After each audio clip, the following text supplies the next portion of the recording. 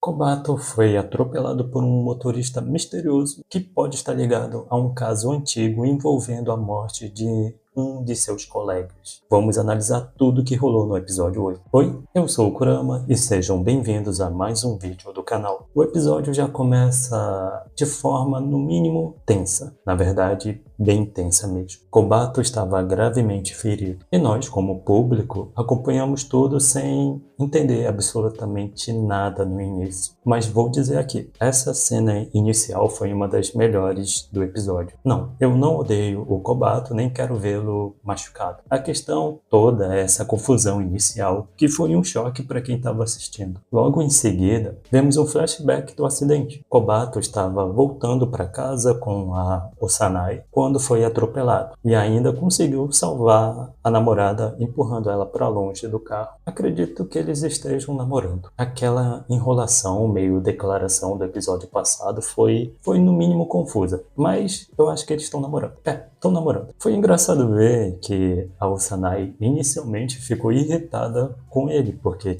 ela foi empurrada do nada. Por um segundo, eu achei que ela estava planejando a destruição completa do Kobato. A gente sabe que essa garota não bate muito bem se ela for provocada, mas como o acidente não foi culpa dele, então tá tudo bem. Aliás, quem vocês acham que venceria se fosse uma briga entre Osanai e o Kobato, no sentido, será que ela conseguiria se vingar dele? Tipo, a vingativa Osanai ou o Sherlock Holmes da escola? Quem deles vocês acham que seria o vitorioso nesse confronto? Sinceramente, eu não sei, pode ir para qualquer um dos lados. Enfim, o Kengo vai visitar o Kobato, fiquei feliz em ver que ele ainda se importa, mesmo após ter encerrado a amizade com ele. Eu pensei que talvez eles fossem se reconciliar, mas acho que não vai rolar. A conversa entre eles é amigável, mas o Kengo deixa claro que vai focar no vestibular e não terá tempo para o Kobato. Mas o ponto mais importante dessa conversa é que o Kengo relembra de um caso antigo. Outro aluno também foi atropelado nesse mesmo local, anos antes. Isso já me deixou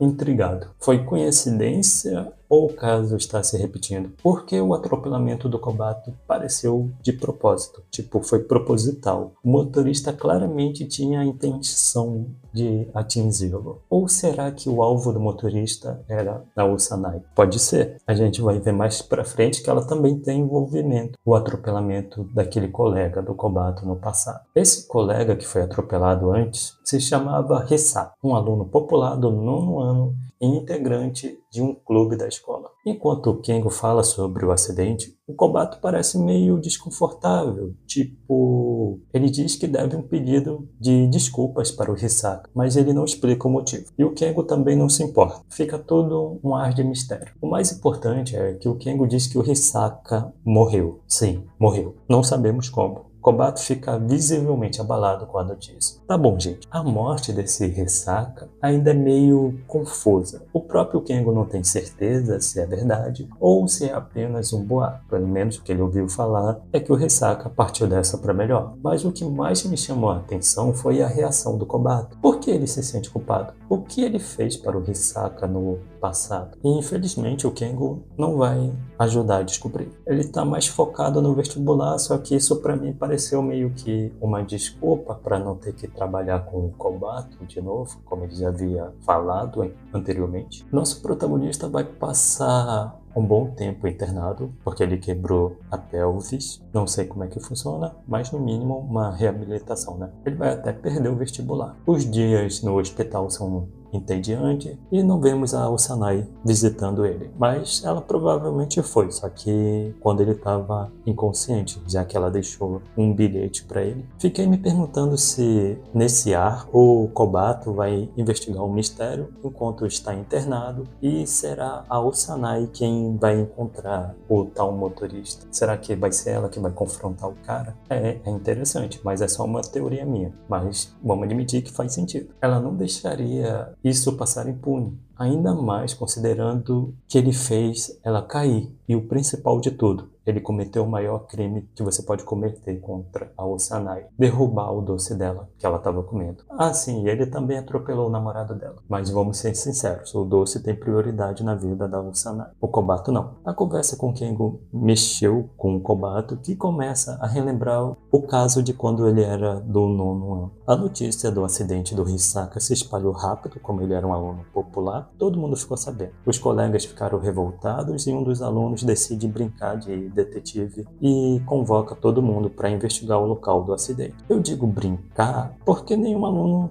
vai levar isso a sério, não é como se um bando de adolescentes do nono ano fosse resolver. Ah não, espera, o Kobato resolve. O Kobato fica super empolgado, a gente sabe que ele ama mistérios, claro, ele concorda em participar. No dia da investigação só aparecem o aluno que convocou a galera e o próprio Kobato. Os outros sabiam que seria perda de tempo, mas o Kobato começa a investigar o local. Faz várias perguntas inteligentes, percebe cada detalhe. Ele realmente parece um detetive de verdade. O colega dele se irrita rápido, fica logo de saco cheio e decide parar. Mas o Kobato estava só começando. Ele vai visitar o Hisaka e faz uma enxurrada de perguntas. Essa cena também é ótima porque ela mostra o Kobato no auge da curiosidade dele. Ele sorri, ele claramente está animado com tudo isso, com toda essa situação. E claro, isso incomoda o Hisaka, porque, cara, ele foi atropelado e tem esse amigo dele sorrindo e fazendo várias perguntas e incomodando o cara. É interessante ver como, quando está focado, o Kobato trata as pessoas de forma fria, como se tudo aquilo fosse um jogo para ele. Dá para entender o incômodo do Hisaka. Afinal, o Kobato era apenas um colega inconveniente que não parava de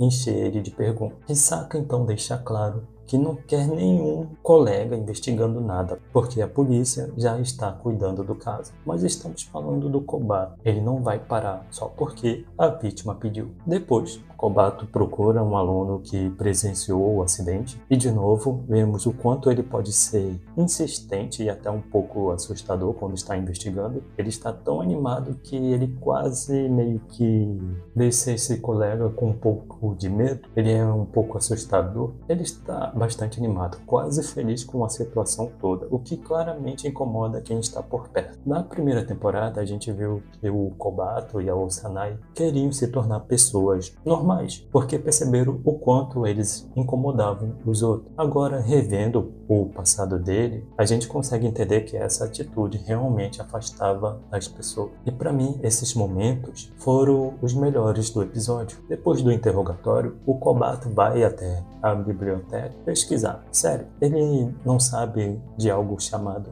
internet. Mas tá bom, vamos continuar. Uma das pistas leva a uma outra aluna que estava presente no dia do acidente. E quem era? Sim, a Osanai. Ela já estava meio que observando o Kobato e os dois acabam se encontrando. Esse foi o primeiro encontro do casal mais estranhamente normal do anime inteiro. E assim termina esse episódio. Galera, foi um episódio muito bom. Como eu disse, adorei ver o Kobato em ação no auge da sua personalidade investigativa que assustava todo mundo em volta. Dá para ter uma ideia de como ele era realmente diferente de todo mundo. E por cima a gente ainda acaba conhecendo a Osanai. Esse mistério ainda vai render bastante. Precisamos descobrir o que realmente aconteceu com o Hisaka e qual foi o papel do Kobato nisso tudo. Principalmente descobrir se a Osanai estava envolvida nisso. Claro, ela está envolvida, mas será que o motorista queria realmente atropelar ela e não o Hisaka no passado ou o Kobato no presente? Esse tem tudo para ser o melhor arco do anime. Obrigado por assistir e vejo vocês no próximo vídeo.